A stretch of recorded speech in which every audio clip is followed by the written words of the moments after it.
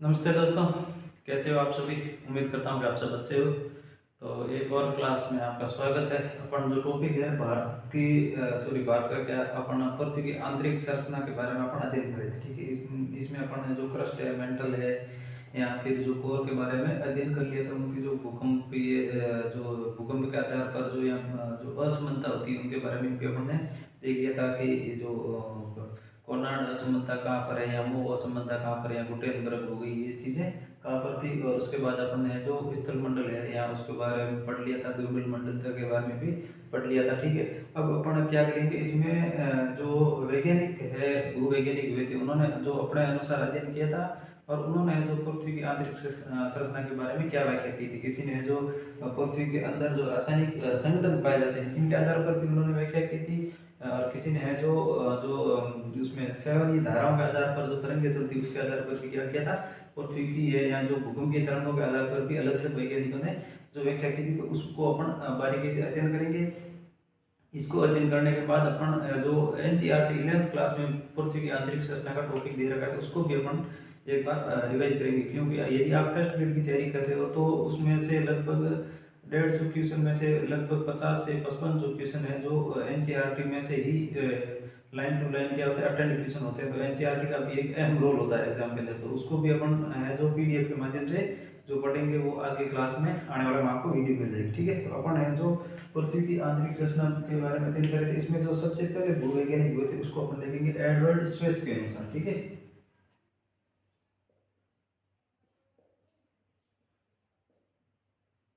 Edward sweats के अनुसार है जो इनकी जो इनका एक पुराना अध्ययन है जो अभी मान्यता नहीं है, पर तो इन्होंने जो रासायनिक संगठन के आधार पर अध्ययन किया था। इन्होंने रासायनिक संगठन के आधार पर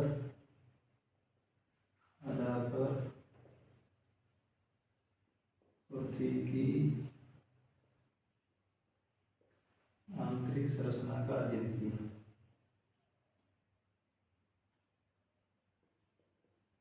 संरचना का अध्ययन किया। ठीक है,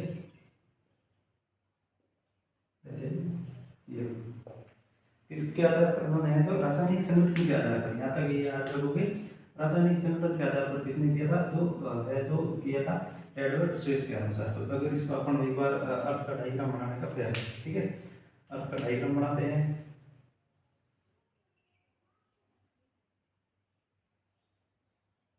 ठीक है, ये पृथ्वी के जो आंतरिक भाग अपन जो त्रिभुज के समान काट करके रहते हैं, तो उसमें सबसे पहले है जो इन्होंने इसको क्या नाम दिया था, सियाल नाम दिया। ठीक है, सियाल। उसके बाद इसको नाम इन्होंने दिया था सीमा। ठीक है, उसके बाद इसको इन्होंने जो सबसे आंतरिक कोर है उसको अपन ने नाम दिया था न्यूक्लियस।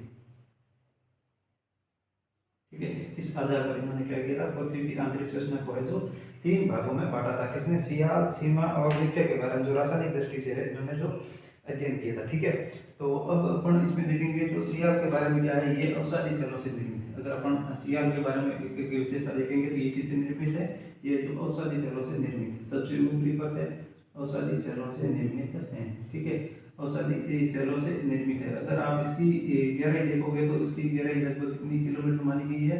सबसे पहले तो इसका आप घनत्व देख लो। इसका जो घनत्व है, इसका घनत्व है जो 2.7 से 2.9 के मध्य माना गया। ठीक है, इसका घनत्व क्या है, 2.7 से 2.9 के मध्य इसका घनत्व है जो माना गया। ठीक है, अगर इसकी जो औसत गहराई है वो कितनी है, 50 से 300 किलोमीटर है। जो औसत गहराई क्या मानी गई है,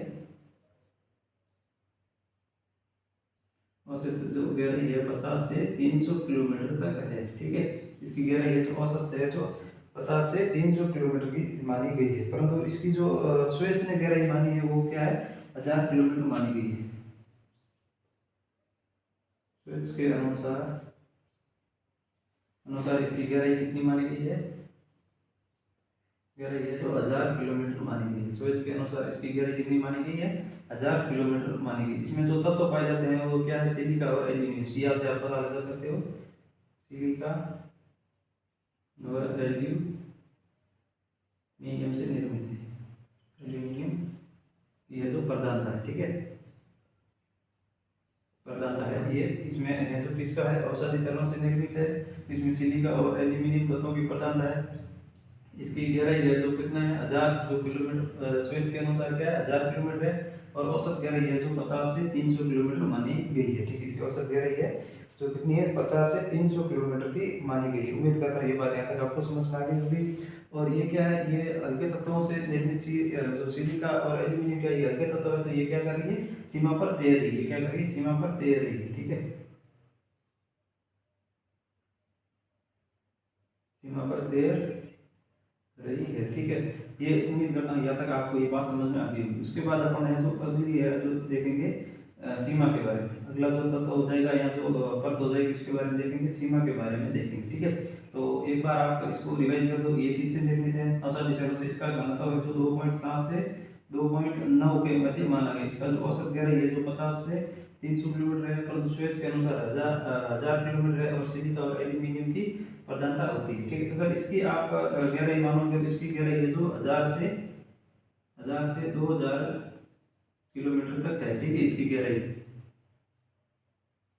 गहराई पर, तो स्वेच के अनुसार है जो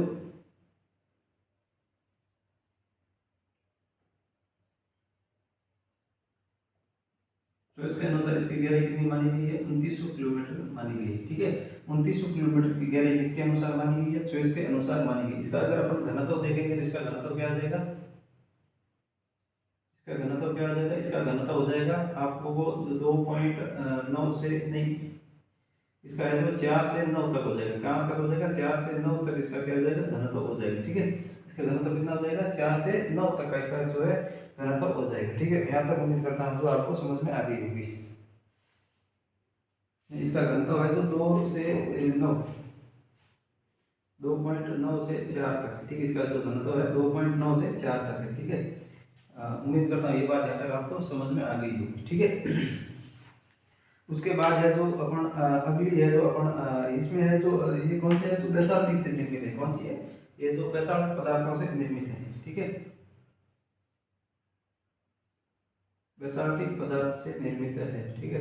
अगर बेसाल्टिक पदार्थ से निर्मित है मतलब ये सारी अवस्था में कैसी है, ये सारी प्रकृति की है। आपको अगर प्रकृति पूछ ली जाए तो ये कौन सी प्रकृति की है, सारी प्रकृति की है, ठीक है। उम्मीद करता हूँ ये बात यहाँ तक आपको समझ में आ गई होगी। तो अपन ने जो एक तो सीआर है और एक सीमा के बारे में अध्ययन कर लिया, ठीक है। अब अपन देखेंगे नीचे के बारे में, ठीक है। ये सबसे आंतरिक या सबसे निचला है, सबसे आंतरिक है, ठीक है, ये क्या है, सबसे आंतरिक परत है, आंतरिक परत है। इसमें है जो निकल और फेरस की प्रधानता है, इसमें क्या है, निकल एंड फेरस की प्रधानता है, ठीक है। इसमें क्या है, निकल और फेरस की प्रधानता है। इसका घनत्व है जो 11 के आसपास माना गया, इसका जो घनत्व कितना माना गया है, इसका घनत्व है जो 11 ग्राम प्रति सेंटीमीटर क्यूब माना गया है, ठीक है। इसका जो घनत्व है 11 ग्राम प्रति सेंटीमीटर, और निकल और फेरस है सबसे आंतरिक परत है जो किसको माना गया है, निकल को माना गया, ठीक है। ये सबसे आंतरिक है, इसका घनत्व है जो क्या है 11 ग्राम प्रति सेंटीमीटर क्यूब है। अगर इसमें क्या है, अब लोहा तत्व है या लोहे की प्रधानता की वजह से इसमें क्या है, ये चुंबकीय शक्ति उपस्थित है, लोहे की उपस्थिति की वजह से, लोहे की वजह से इसमें क्या है, इसमें है जो चुंबकीय शक्ति उपस्थित है, उपस्थित है। उम्मीद करता हूँ ये बात यहाँ तक आपको समझ में आ गई। तो अपन ने जो एडवर्ड स्विच के बारे में जो रासायनिक संगठन की दृष्टि से उन्होंने, आपको एक बार इसको ब्रीफ में ही ध्यान रखना है क्योंकि इसको मान्यता नहीं है तो इसको एग्जाम में पूछने की संभावना कम हो जाती है, ठीक है। उसके बाद इसका जो घनत्व है 2.7 से 2.9 के मध्य, इसका जो औसत गहराई है जो 50 से 300 किलोमीटर, और स्विच के अनुसार इसकी गहराई 1000 है। ये जो सिलिका और एल्यूमिनियम की इसमें प्रधानता होती है, इसकी औसत है जो सीमा पर क्या कर रही है, तैर रही है, ठीक है। इसमें जो औसत घनत्व हो जाएगा 2.9 से कितना हो जाएगा 4, इसको अपन ग्राम प्रति सेंटीमीटर क्यूब में लिख सकते हैं। ये जो बेसाल्टिक प्रधानता है, और इसमें जो क्या है निकल और फेरस की प्रधानता है, इसमें नीपे के अंदर, ठीक है। और इसका जो घनत्व कितना माना गया 11 ग्राम प्रति सेंटीमीटर क्यूब, इसको माना गया लोहे की प्रधानता की वजह से इसमें क्या है, चुंबकीय शक्ति उपस्थित है या चुंबकीय शक्ति पाई जाती है। ये है जो अपन ने एडवर्ड स्विच के अनुसार है जो इसको अपन ने पढ़ लिया, ठीक है। अब इसको अपन आगे चलते हैं।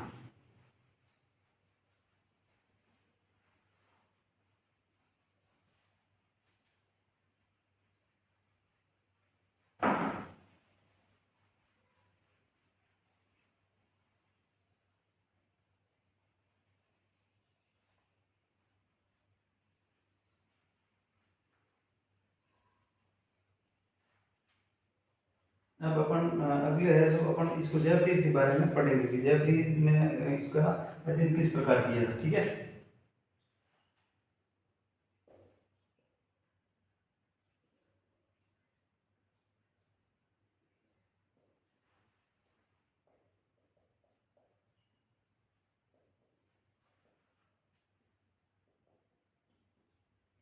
जेफरीज के अनुसार पृथ्वी की आंतरिक संरचना।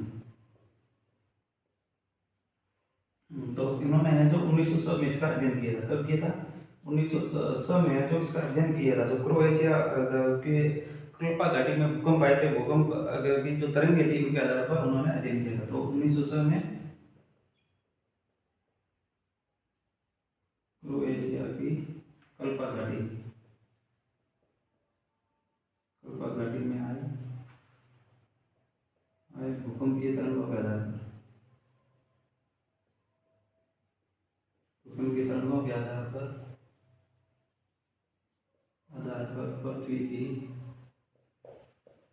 पृथ्वी की आंतरिक संरचना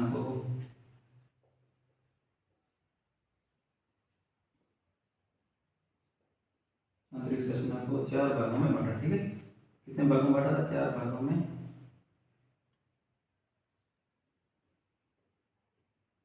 ठीक है, बांटा था। ठीक है, किसने? जो जेफरीज थे, इन्होंने जो पृथ्वी को क्या किया था 1900 में जो क्रोएशिया में जो क्या था भूकंप। तो आप याद रखोगे कई बार क्वेश्चन इनकी जो परतों के बारे में पूछ करके किसके आधार पर अध्ययन किया था। तो क्रोएशिया में जो कल्पा घाटी में आई जो भूकंपीय तरंगें थी, कौन सी थी? भूकंपीय तरंगों के आधार पर पृथ्वी की आंतरिक संरचना का अध्ययन किसने किया था? कई बार ये भी स्टेटमेंट में क्वेश्चन ऑनलाइन में पूछे जाए। यहाँ इसको कितने भागों में बांटा गया है? तो चार भागों में बांटा गया है। ठीक है, इसको अपन अलग अलग जो परतों के बारे में पढ़ेंगे। ठीक है, इसमें है जो एक बार इसका अपन डायग्राम बना लें। ठीक है, आप तो किसी भी चीज को, ठीक है, इसमें जो सबसे पहले यहाँ प्रथम बाह्य परत है। ठीक है, इसको अपन ने क्या है सबसे प्रथम यहाँ बाह्य परत के रूप में इसका अध्ययन करेंगे।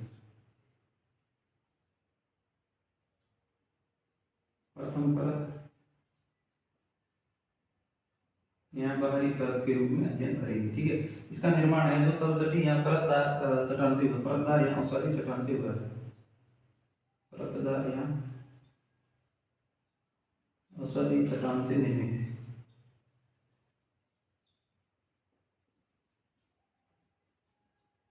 औषधि चट्टान से निर्मित है। इसके बारे में है जो घनत्व होगा है वो ये जो कितना है 2.9 के आसपास इसका घनत्व माना गया है। 2.9 ग्राम प्रति सेंटीमीटर क्यूब है इसका जो घनत्व माना गया है। ठीक है, यहाँ तक उम्मीद करता है ये बात आपको समझ में आ गई। इसमें क्या है, इसमें इनके अनुसार क्या है, इसमें जो पी जी और एच जी तरह के गमन करती है।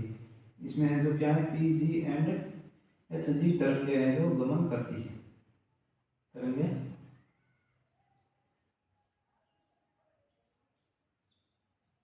गमन करती है। तो कई बार क्वेश्चन पूछ लिया जाए कि किसके अनुसार है जो प्रथम या ऊपरी परत में जो पी जी या पी एस तरंगों के आधार पर जो किसने है जो प्रथम परत का अध्ययन किया था। तो वो क्या किया? जेफरीज मोदी ने किया था। किसने किया था? जेफरीज मोदी ने किया था। ये सबसे बाहरी परत है, इसको परत को सारी यहाँ जो परतदार चट्टानों से क्या निर्मित है, इसका घनत्व जो 2.9 या आप 2.7 से 2.9 देख सकते हैं। क्या है 2.7 से 2.9 के बीच में है जो लिखा जाता है।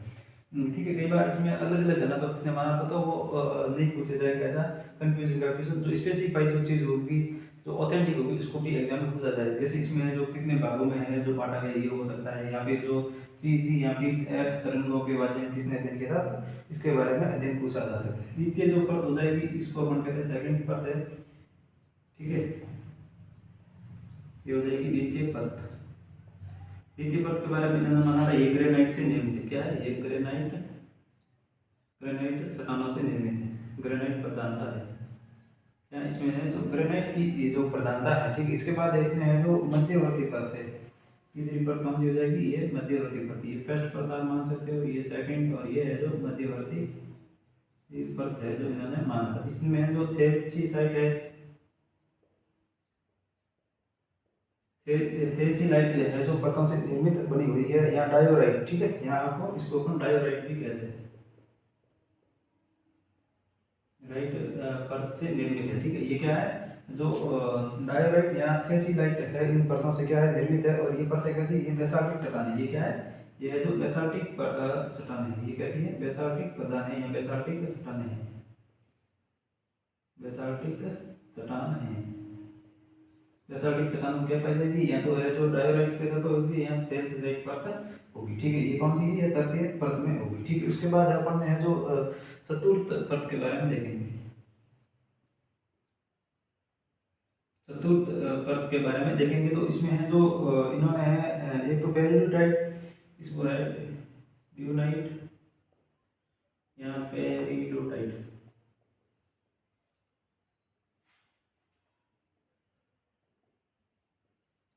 एक जो एग्लोजाइट के रूप में इन्होंने है जो बांटा, ठीक है। एग्लोजाइट,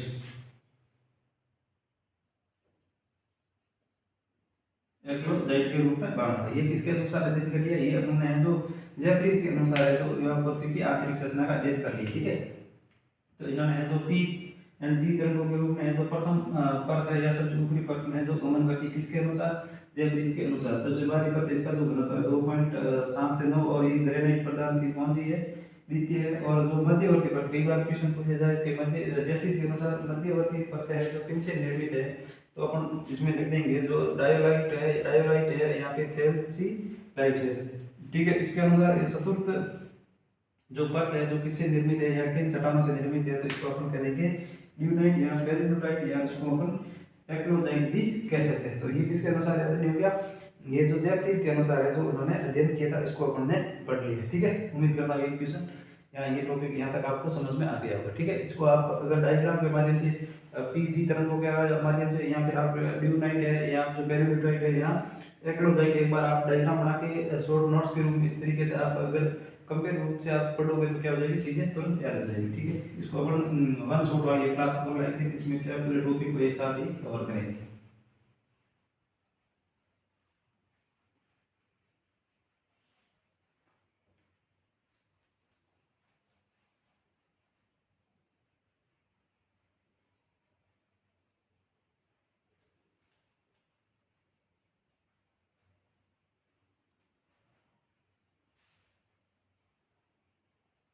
इसके बाद में जो है होम्स के अनुसार क्या है? आर्थर होम्स थे, उन्होंने क्या है, ये ब्रिटिश वैज्ञानिक थे, तो उन्होंने किस आधार पर अध्ययन किया? तो होम्स के अनुसार पृथ्वी की आंतरिक संरचना, पृथ्वी की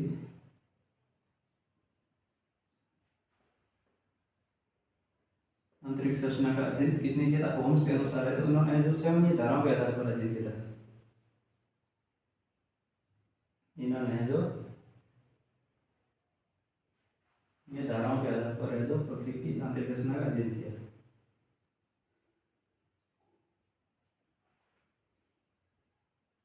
ठीक है। किसके आधार पर? तो आपको अगर एडवर्ड स्विस के अनुसार पूछ लिया जाए तो वो क्या था? रासायनिक संगठन के आधार पर। जेफरीज के अनुसार अपन ने जो पढ़ा था जो भूकंपीय तरंगों के आधार पर, क्रोएशिया की घाटी में जो आई थी उनके आधार पर। अगर अपन को आर्थर होम्स के अनुसार पूछ ले तो आपको क्या करना है? सेवनीय धारा के अनुसार हमने उन्होंने पृथ्वी की आंतरिक संरचना का अध्ययन किया था, और उन्होंने इसको दो भागों में बांटा। इसको उन्होंने क्या किया था? सेवनीय धाराओं के आधार पर इन्होंने जो दो भागों में बांटा था, दो भागों में बांटा था। एक का नाम है क्रस्ट या पपड़ी, ठीक है। इसको अपन ने जो जो क्रस्ट से निर्मित माना था, और दूसरा है इन्होंने जो अध स्तर, क्या है?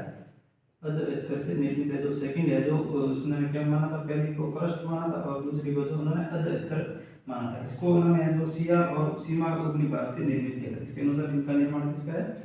सियार एंड जो सीमा का ऊपरी भाग है प्लस जो सीमा परत है, सीमा परत का ऊपरी भाग, ठीक है, ऊपरी भाग से है। और इसका निर्माण है जो सियाल का निचला भाग से निर्मित है।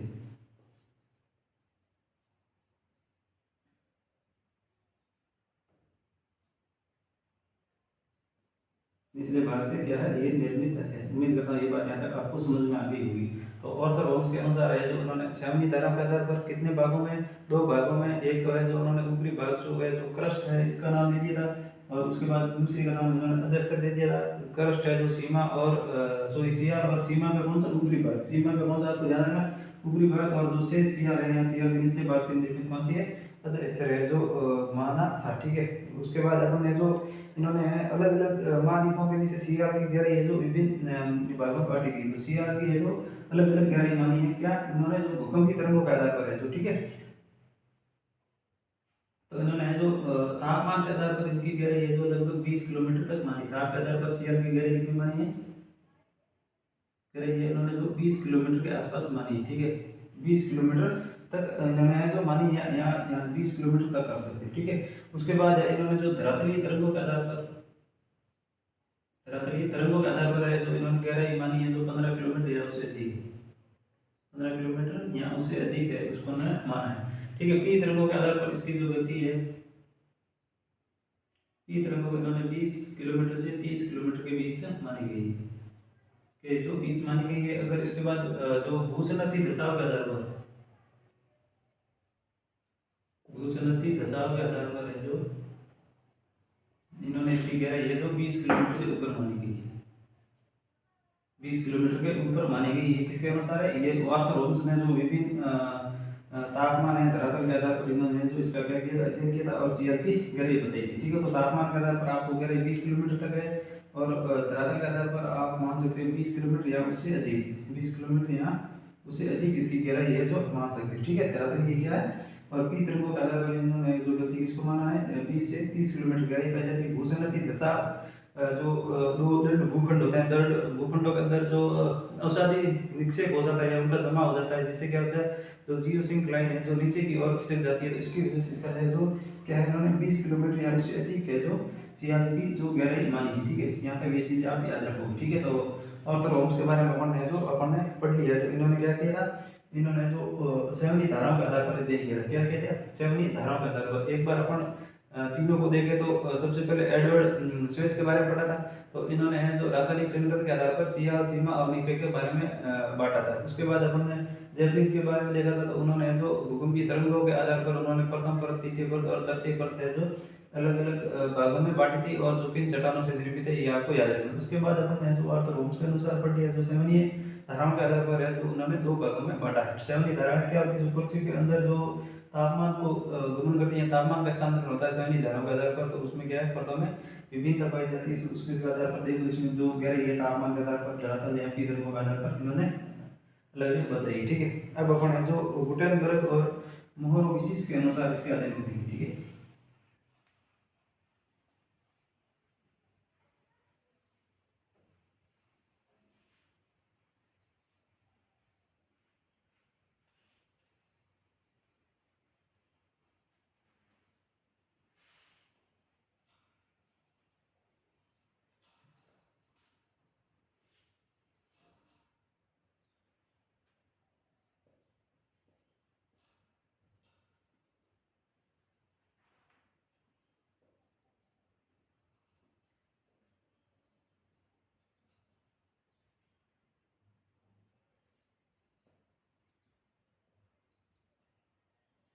ठीक है। तो गुटेनबर्ग और मोहरोविसिस के अनुसार है जो पृथ्वी की आंतरिक संरचना के बारे में अध्ययन करेंगे। तो इसने जो पहली परत है जो बाह्य परत है, तल सटी परत माना था, ठीक है। प्रथम परत को क्या माना है, ये तो प्रथम परत है, बाहरी परत या तल सटी परत, इसको तल सटी परत कहा था। और ये क्या है, ये जो औषधि सेलों से निर्मित, कहाँ से निर्मित है, औषधि सेलों से निर्मित माना है,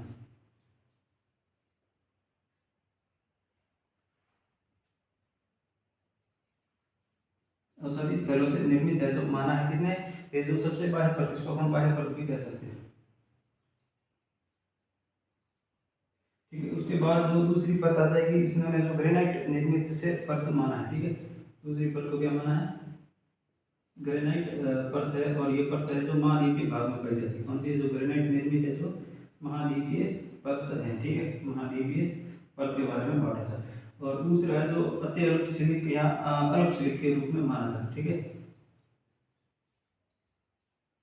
अल्प सिलिक जो परत है, और ये कहाँ पर है, ये जो मेंटल और जो भूपटल है के मध्य पाई जाती है। कहाँ पर है, जो मेंटल और भूपटल के मध्य, भूपटल व मेंटल के बीच, मेंटल के बीच भाग में पाई जाती है। उम्मीद करता हूँ ये बात यहाँ तक आपको समझ में आती होगी, ठीक है। और उसके बाद इन्होंने जो चौथा भाग है जो अत्यल्प सिलिक के रूप में बांटा था, ठीक है। इसके बाद आप देखोगे इसमें अत्यल्प सिलिक,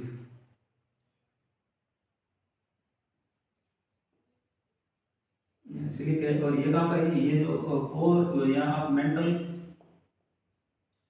मेंटल व ऊपरी कोर के बीच, ऊपरी कोर के जो बीच पाई जाती है कौन सी, जो अति अल्प सिलिका। एक तो अल्प सिलिका, एक अति अल्प में सिलिका की मात्रा कम होगी, इसमें सिलिका की मात्रा क्या होगी, अति अल्प से थोड़ी ज्यादा होगी, परंतु इसमें जो सिलिका की मात्रा है जो कम होगी। इसको भागों में बांटा गया, ठीक है। और उसके बाद है जो भूक्रोट परत है जो माना गया, ठीक है। इन्होंने जो भूक्रोट, यहाँ इसको भूकोर भी नाम देते हैं, ठीक है। भूकोर ये सबसे आंतरिक परत है, सबसे आंतरिक या आंतरिक या निचली परत है, ठीक है। कौन सी, ये जो भूगोड़ या भूगोर परत के बारे में इन्होंने माना था। और ये जो क्या है, केंद्र के चारों ओर फैली जो पृथ्वी का केंद्र है, इसका जो इन्होंने जो घनत्व माना गया है जो 17। एक मिनट, ये लाइट डिस्कनेक्ट होगी तो अपन लाइट आने के बाद ही क्लास को आगे कंटिन्यू कर रहे हैं।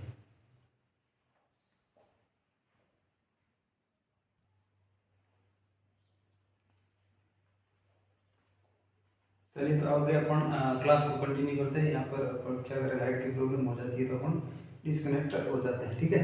तो अपन ने जो गुटेनबर्ग और मोहर विशिष्ट के अनुसार है जो इसका अध्ययन देख लिया। इन्होंने जो देखो आप कितने भागों में बांटा गया, 5 प्रकार के, यहाँ 5 भाग परतों में बांटा गया, ठीक है। 5 परतों में बांट करके जो पृथ्वी की आंतरिक संरचना है, जो ऊपरी अध्ययन है इसको तलछटी परत या बाह्य परत का था, इन्होंने जो औषधि सेलों से निर्मित है, ठीक है। उसके बाद अपन ने जो दूसरा देखा था ग्रेनाइट प्रदान है, तो अपन को पता है ये जो मानवीय परतें हैं।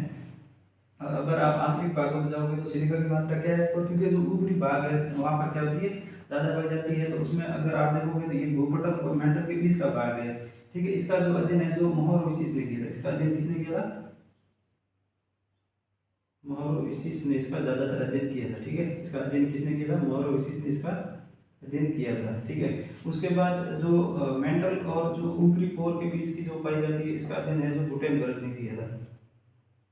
गुटेनबर्ग ने है जो इसका अधिकतर अध्ययन किया था। और सबसे जो आंतरिक परत है या निचली परत है, जिसका घनत्व क्या होता है, ये जो कोर है उसके चारों ओर फैली हुई है सबसे आंतरिक, तो इसका घनत्व इन्होंने क्या माना था, जो 17 ग्राम प्रति सेंटीमीटर क्यूब माना था, ठीक है। उम्मीद करता हूँ ये बात यहाँ तक आपको समझ में आ गई होगी। तो अपन ने जो 4 प्रकार के जो अध्ययन देख लिए थे, उसमें जो अगला है जो वांडर ग्रांट के अनुसार पृथ्वी की जो परतों में इन्होंने क्या अध्ययन किया था, उसके अनुसार अपन देखते हैं।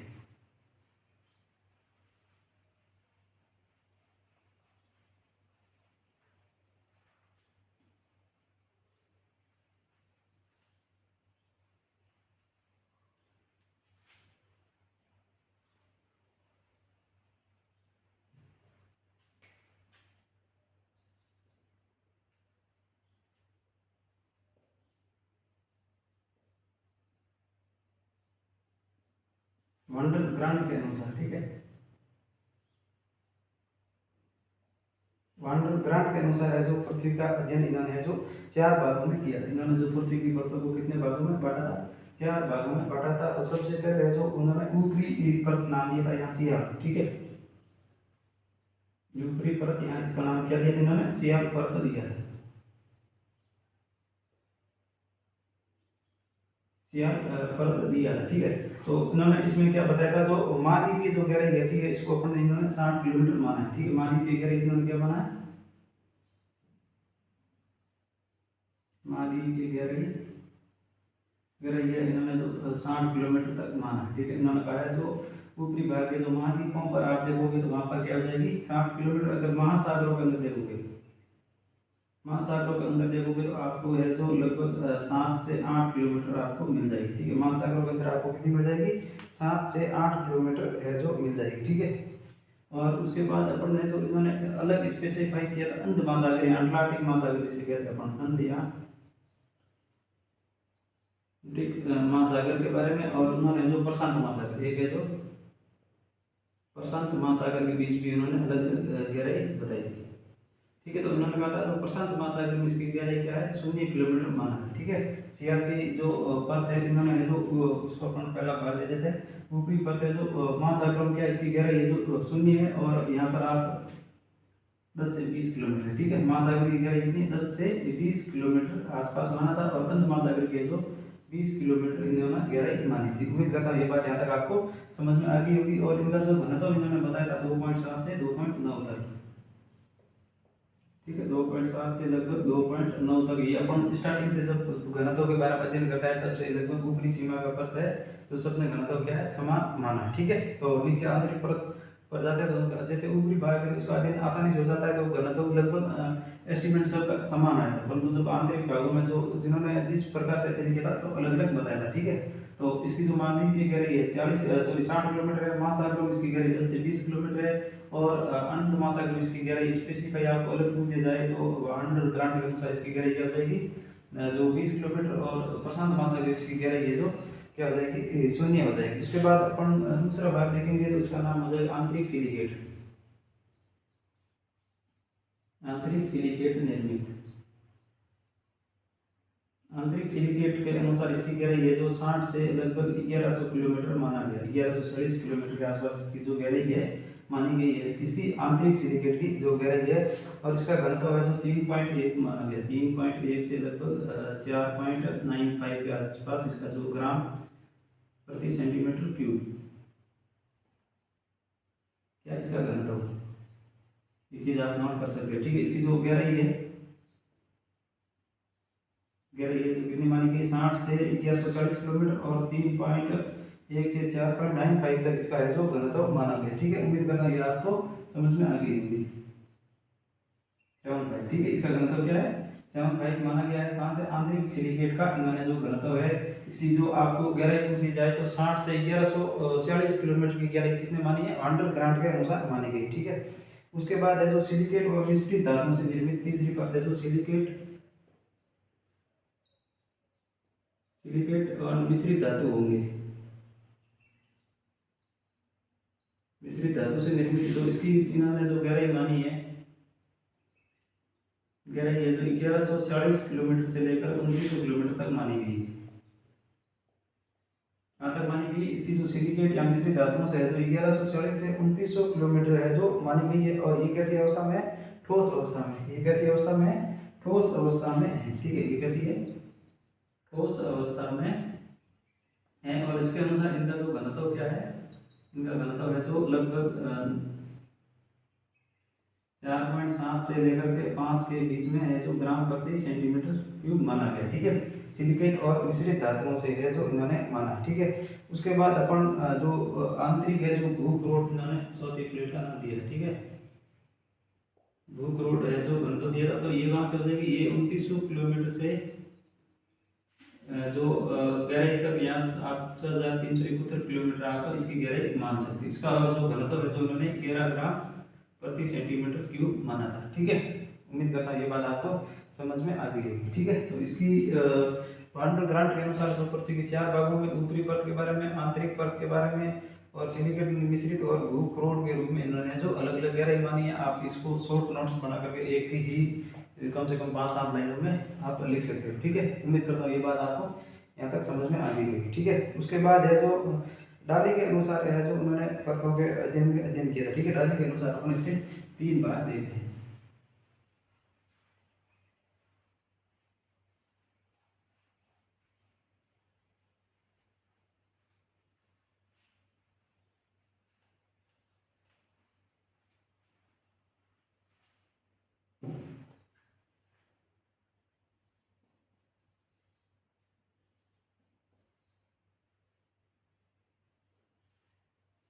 ठीक है। तो डाली के अनुसार इन्होंने सबसे पहले एक तो बाहरी परत बताया था। ठीक है। इन्होंने क्या माना था एक तो है बाहरी परत है जो माना था। ठीक है। दूसरी परत इन्होंने है जो माना है मध्यवर्ती परत माना है। ठीक है। मध्यवर्ती परत है जो अध्ययन किया था, और उसके बाद है इन्होंने जो केंद्रीय परत या आंतरिक परत कह सकते हो केंद्रीय परत के रूप में अध्ययन किया है। ठीक है। तो ये किससे निर्मित है ये सिलिकेट से निर्मित है। इनका मानना था ये किससे निर्मित है सिलिकेट से निर्मित है, सिलिकेट से निर्मित है। और इनकी जो गहराई है वो कहाँ तक मानी गई है इन्होंने लगभग 1000 किलोमीटर के आसपास इन्होंने जो क्या मानी गई इसकी गहराई मानी गई। ठीक है। 1000 मील यहाँ 1600 किलोमीटर कह सकते हो, 1000 मील है यहाँ फिर आप 1600 किलोमीटर कह सकते हो। ठीक है। इसकी इन्होंने है जो गहराई मानी। ठीक है। सिलिकेट से निर्मित है और जो इसकी गहराई है जो 1600 किलोमीटर का माना गया है। अगर इसका उन्होंने घनत्व देखोगे तो इन्होंने जो घनत्व क्या माना है 3 के आसपास माना है। ठीक है। 3 ग्राम प्रति सेंटीमीटर क्यूब है, जो किसके अनुसार, नाली के अनुसार अपन जो बाहरी परत का अध्ययन करें। उसके बाद है इन्होंने जो मध्यवर्ती परत के बारे में इन्होंने बताया, तो इन्होंने ये लोहा व सिलिकेट से निर्मित है। ये क्या है, लोहा व सिलिकेट से निर्मित है, लोहा प्लस सिलिकेट से निर्मित है। और इनकी जो गहराई है लगभग 2865 के आसपास इसकी है जो मोटाई है, गहराई मानी, ठीक है। इसकी गहराई कितनी है, जो 2865 किलोमीटर के आसपास इन्होंने जो मानी गई, ठीक है। ये किसका अध्ययन है, ये है जो डाली के अनुसार है, और इसका घनत्व है लगभग इन्होंने 4 से 9 के बीच में माना गया, 4 से 9 के बीच है जो ग्राम प्रति सेंटीमीटर क्यूब माना गया, ठीक है।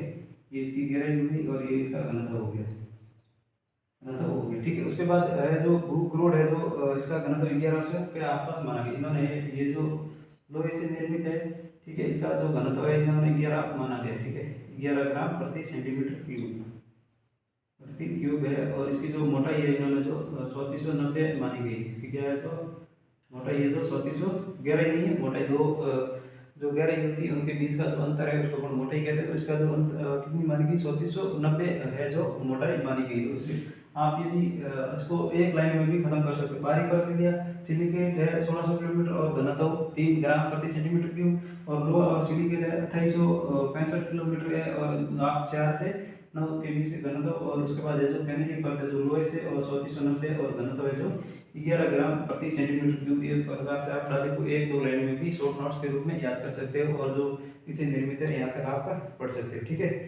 और उसके बाद है जो अपन ये जो मत अध्ययन के लिए इनको अपन कंप्लीट कर लिए, ठीक है। उसके बाद अपन एक और है जो अभिनव मत है, जो नया सिद्धांत है, ये जो पुराने हो गए। उसके बाद अभिनव मत के अनुसार जो पृथ्वी की आंतरिक संरचना क्या है, एक क्लास वो होगी, और उसके बाद ये टॉपिक है जो अपना कंप्लीट हो जाएगा। उसके बाद एक जो मैराथन क्लास होगी, उसके बाद जो एनसीईआरटी की पीडीएफ है उसको भी अपन जो पैनल के माध्यम से स्क्रीन रिकॉर्ड करके उसको भी अध्ययन करेंगे। तो यदि आप इस तरीके से पढ़ोगे तो फर्स्ट ग्रेड में कोई भी क्वेश्चन, उसके बाद अपन जो जितने भी प्रीवियस क्वेश्चन है उसको भी अलग से जो अपन सॉल्व करेंगे, तो पूरा टॉपिक कवर हो जाएगा। तो इसको क्लास को देखने के लिए आप सभी का दोस्तों को धन्यवाद। यदि ये वीडियो अच्छा लगता है तो आप लाइक, कमेंट और दोस्तों के साथ शेयर, और चैनल को भी सब्सक्राइब कर सकते हो। Thank you.